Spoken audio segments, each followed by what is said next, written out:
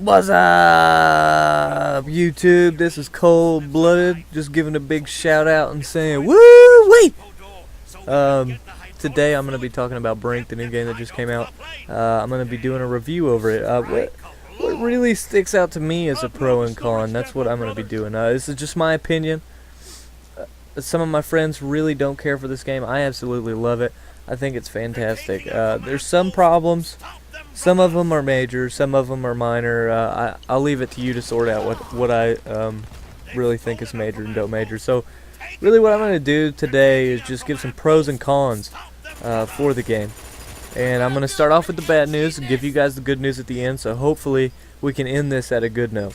I'll also add to the question that I've heard, should someone be excited to buy? And you should be excited, but can I recommend it to you? Probably not. This game is definitely rent-worthy. I don't know about buy-worthy. I have a lot of friends that have a lot of problems with it. So I don't honestly want to tell you that because I'm not sure. If you are a big fan of Call of Duty and how it plays, you're probably not going to be a big fan of this game. I do like Call of Duty, don't get me wrong, but it was good for... It is fun to get a good change of pace, I'll say that.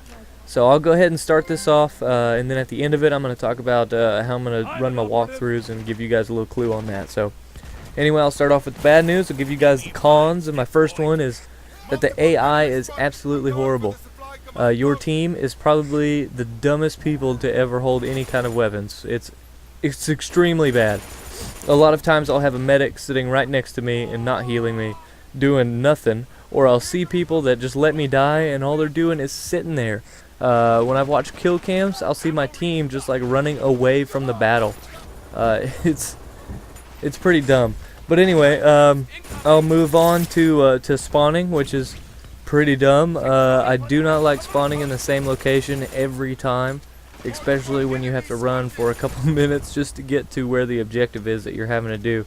Not only is it hard to get to the objective, adding a whole lot of time delay. I mean, I'm probably average between 7 and 13 seconds, somewhere in there, between each respawn. So you do that 50 times in one match, and it gets really old really quick. The death time is too long. I really think that's too long. Waiting for medics that are just stupid is just, that's what really sucks. I'm only giving you this review out of what I've played of the campaign. I haven't played it with anybody because I'm on PS3, and everybody knows how well they're handling their shit right now. So, you know, and I'm not harping on them. They're doing their job. They're trying to make sure that this doesn't happen again. So I can respect that. The next move is to the sprint and smart button. I do not like both of those collectively together on the same button. I think they should be separated. Shooting from the hip and then moving to iron sights, that's a problem. You can find yourself shooting from the hip, and then as you bring your gun up to aim down the sight, you won't be firing anymore, which is a big deal, especially since I'm so used to Call of Duty. I will fire as I'm bringing the gun up so that I'm getting a couple extra bullets out there. You can't do that in this game, so there's like a full second of time delay where you're just not shooting, and I find myself dying more from that than actually surviving, so that really sucks. You don't do enough damage. You really don't. I've heard many people say it, but it's absolutely true. It takes a whole clip to kill somebody, and you're looking at 4 to 6 bursts to finish them off once they're laying on the ground. The storyline is pretty much crappy. There's a small twist, nothing really fantastic about it. A lot of times the beginning movie sequence, like before the game starts, just blows. It's bad. It's totally bad. And most of the time it doesn't even pertain to what you're doing. They're just talking about whatever. I don't know. The gun statistics absolutely mean nothing. You can find a gun that has a high stability that'll just jump all around the screen, which makes no sense to me. So you really just have to use a gun, figure out what's good for you, what works, and you're going to have to run through them all like I did. But it's not that big of a deal. You'll have fun doing it. The color choice, not a big deal, but really sucks because when the previews were shown of this game before it came out, it showed that you could actually change colors of items that you were wearing. like The Voice, for instance. It showed that the guy changing his vest to one color and changing his shirt to another. Well, that no longer happens, so you have to choose a preset. So that kind of sucks. The hit detection seems off sometimes. Not all the time, but sometimes I'll be firing at somebody and not getting any bullet hits to register. Doesn't happen that often, but that does suck when it does happen. The characters are a little unbalanced in my opinion. The heavy characters are really big, and that's cool. I understand that they're big, they have more health. It makes sense, and it makes sense that they run slower because they're so big. But when you're that big, you have such a big target to hit. Like, you can be hit so easily because you're so big, that I think that they move too slow. I find myself dying faster using a heavy than I do with a medium or a light, and that's saying something because lights do not take many bullets to kill. I usually run just a medium character, but that's a different conversation. The guns need to be rebalanced as well. The shotguns do not do enough damage. They really don't. I think their damage bar is lower than submachine guns. It takes a good 5-6 shots to kill somebody, unless you're playing against a computer opponent. Then it's only going to take them like 1-2 shots to kill you. I don't see how that works. The sniper rifles don't do enough damage. The Barnett is a bolt action, and it takes so long to rechamber a round that you can pretty much count yourself dead, because it's going to take at least 2 shots near the face to kill somebody. One shot in the head will do it, but their heads are so small, very hard to do. And what else? Shotguns. The pistols are good. I think they could stand to use a little bit more power, because you can get outgunned very easily, and I understand that that's the way it should be because you're carrying a pistol, but when you're using the automatic pistol, you're talking a whole different ballpark, and that's what I usually run, is the automatic pistol, which is the Belgo, for if anybody's wondering, or Beljo, however you pronounce that. So that's what I got for the cons. Now the pros, on the other hand, I have more pros to list than I even do cons. I'll start off by saying that the gun sights are absolutely amazing. The guns look fantastic. The customization of guns, absolutely fantastic. I love the options and the availability that you can do with guns.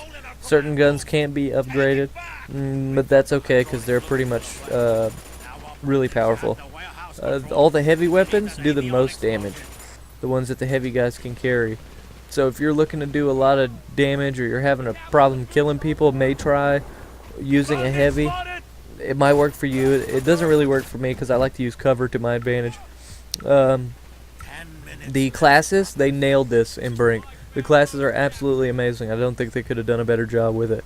The class separations between medic, soldier, engineer, and operative are absolutely spot on. They got that perfect. It's fun to play every class. That's really cool because I hated playing some classes in Team Fortress and loved playing others. This one I can play any class and I'm supremely happy with it. They did a fantastic job with that. The graphics look very good. The game looks very good. It's very smooth. I know a lot of people say that it's clunky, but you can turn the head bob off through options, and that makes it a lot less clunky. So I suggest to anybody that's watching this, that's seen it, that thinks it's clunky, try that, see what you think after that. It's very much like a Call of Duty game. The smoothness of the aiming is fantastic. I know some games I'll let go of the stick and my guy will still continue to aim in that direction even though I've let go of the stick just a hair. This game doesn't do that. Very good with that. The storyline, I'm gonna say this and it's might be a spoiler, so plug your ears for about 4 seconds starting now. The storyline makes it look like there's gonna be another. So that's really cool, really excited about that. The guns, in general, the skins on the guns look very good for the resistance and equally as well for the security. They don't have camouflage or anything for the security guns, but their guns still do look pretty badass. The characters look very fantastic, and I can't tell you that I've actually played a single-player campaign game where I've had 2 guys look the exact same. They always look different, so that's cool. And they level up with me, which is pretty cool.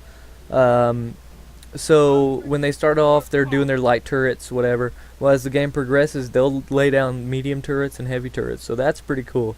So that wraps it up for my pros and cons. That really wraps it up for my review of the game. I hope you guys enjoyed that portion of it. Now I'm going to tell you about the walkthrough portion of it. I don't know exactly how this will help anybody get past the point, because really it's almost kind of based on luck on how well your team is going to cooperate and do what you need to do to win. But I'll show you how I did it, and instead of showing you a 20-minute long clip, I'm going to shorten it down to show you the highlights of each round, what I did, like of each little phase of the level, where I beat it, and then we'll go from there. So I'm looking probably to make videos around 5 to 8 minutes.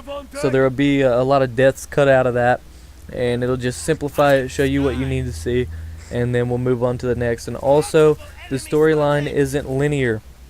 When you play as Resistance, if you do all the Resistance campaign, there's going to be a point where you're like, okay, this doesn't make sense. I don't know why we're jumping to this point. And that's because it's split into days. I think 8 days. Day 1 and 2 are Resistance. Day 3 and 5 and 6, I think, are security. So basically, that's how I'm going to arrange it. I'm going to arrange it in a chronological order. So you'll get the first 2 that you'll see will be Resistance. The third one will be security. Fourth one Resistance. So forth, so on. I'll do it like that, and then I'll put all the what-if missions at the bottom. Those will be the last 4 that I do. So I hope you guys enjoyed this. If you guys haven't subbed and you like what I'm talking about, then go ahead and do that. Hopefully I'm not going to lay out another 12-minute long video, and I hope everybody's doing well. Just remember, subbing is free, and it's fantastic, because then you don't miss out on shit that I put out. But you do what you want. I'll catch you guys on the flip side.